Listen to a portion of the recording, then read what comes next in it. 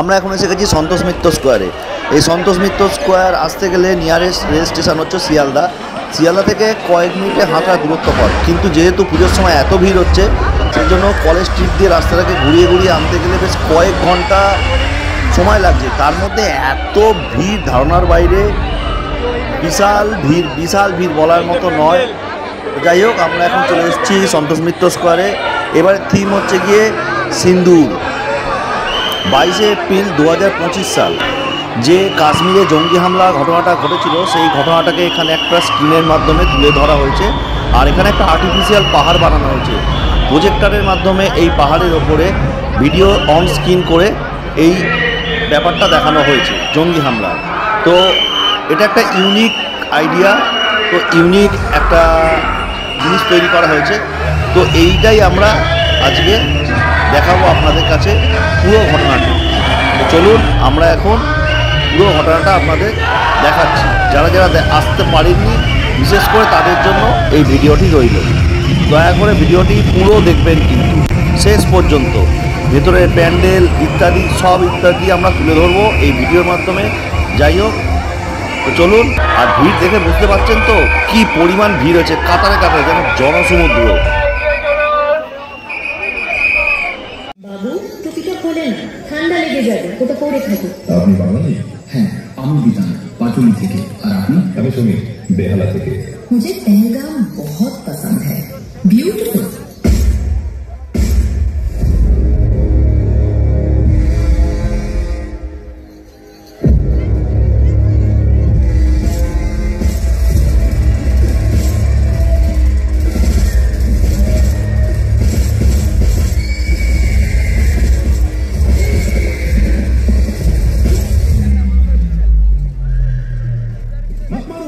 क्या कर रहे हो? हट जाओ यहाँ से। पर ये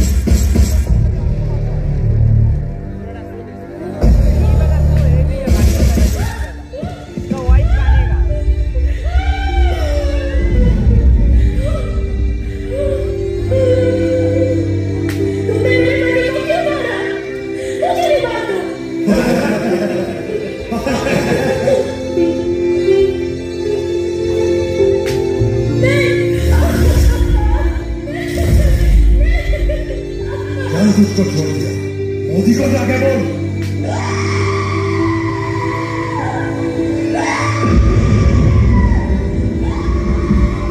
मोदी को जाके बोल। देश के दुश्मनों ने भारत की आत्मा पर हमला करने का दुस्साहस किया।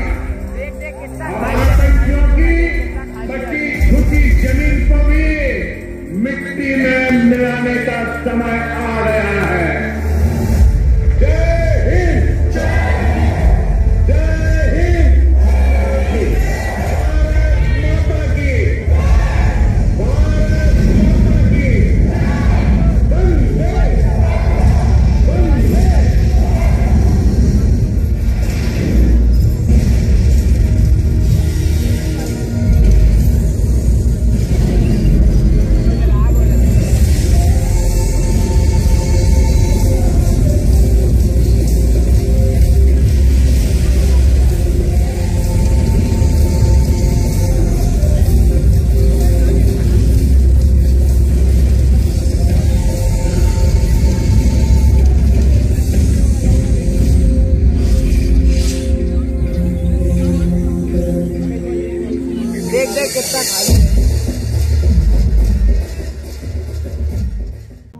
আমরা এখন প্রবেশ করব সন্তোষ মিত্র স্কোয়ারের পুজো মণ্ডপের ভেতরে।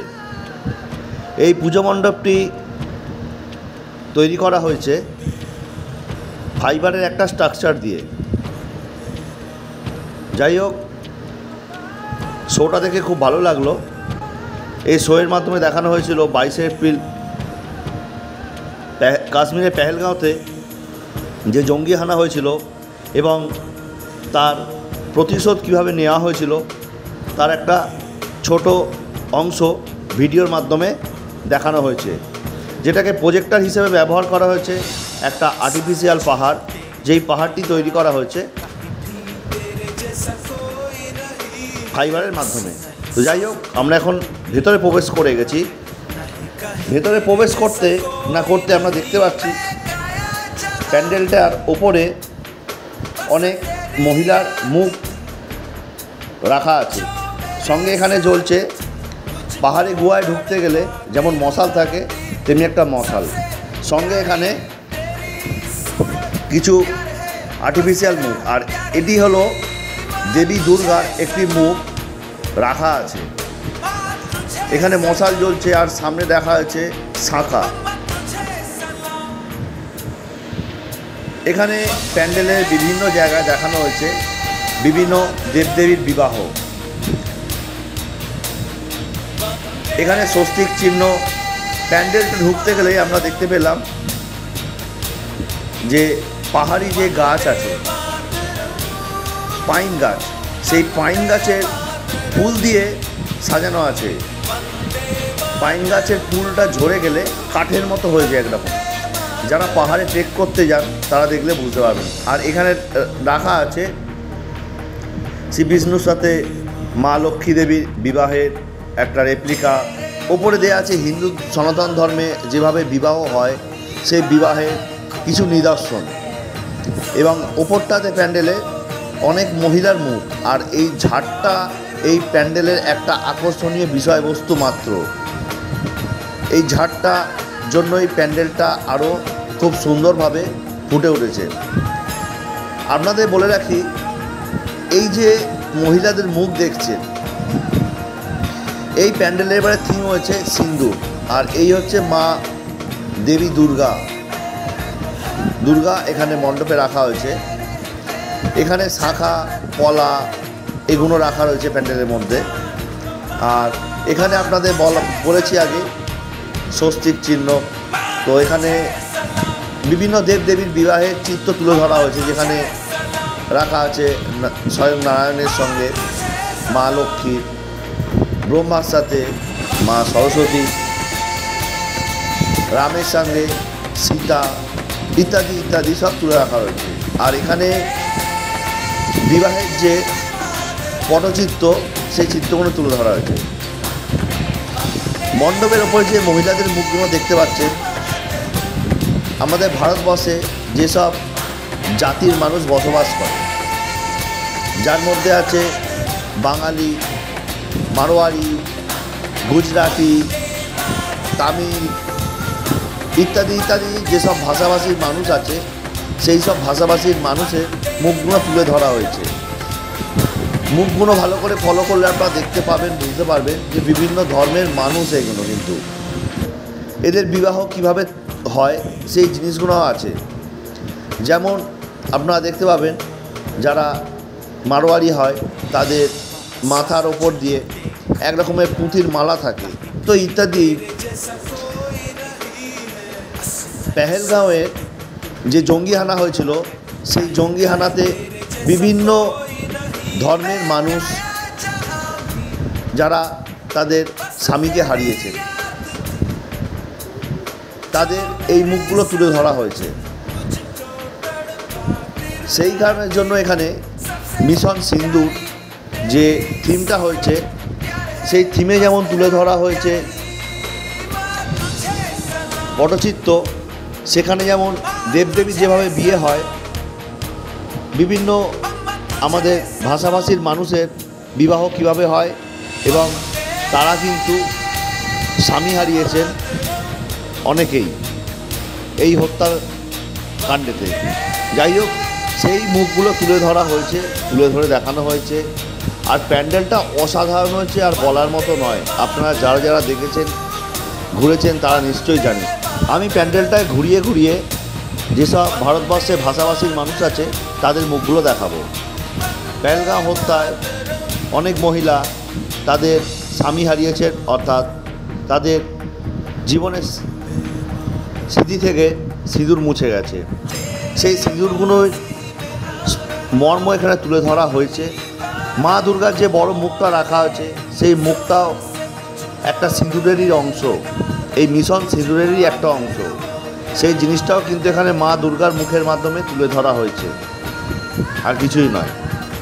খুব সুন্দর একটা থিম এবারে সন্তোষ মিত্র স্কোয়ার আমাদের কাছে উপহার তুলে ধরেছেন, বলার মতো নয়।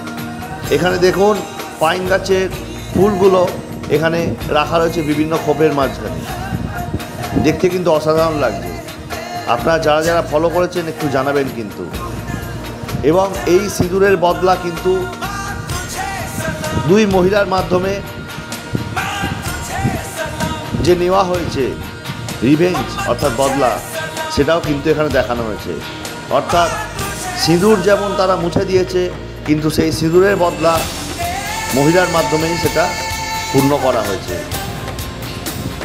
কেমন লাগলো প্যান্ডেলটা একটু জানাবেন। আজকের ভিডিওটা আমি এখানেই রাখবো, আর বেশি বড় করব না। দেখা হচ্ছে এবার আগামী পর্বে। আজকের মতো এখানেই বিদায় দিন। টাটা, ধন্যবাদ।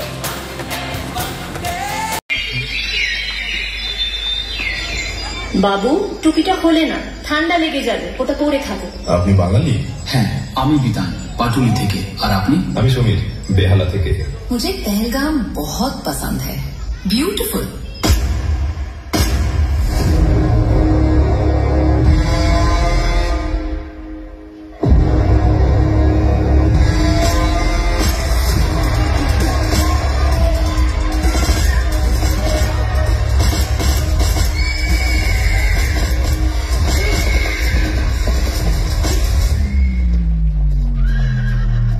मत मारो, क्या कर रहे हो?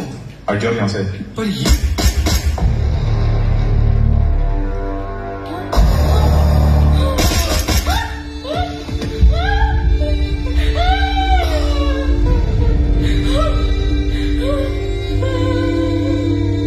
तुमने मेरे पति को क्यों मारा? मुझे भी मार दो।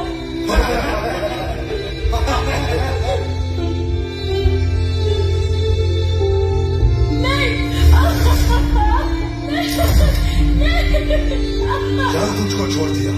मोदी को जाके बोल।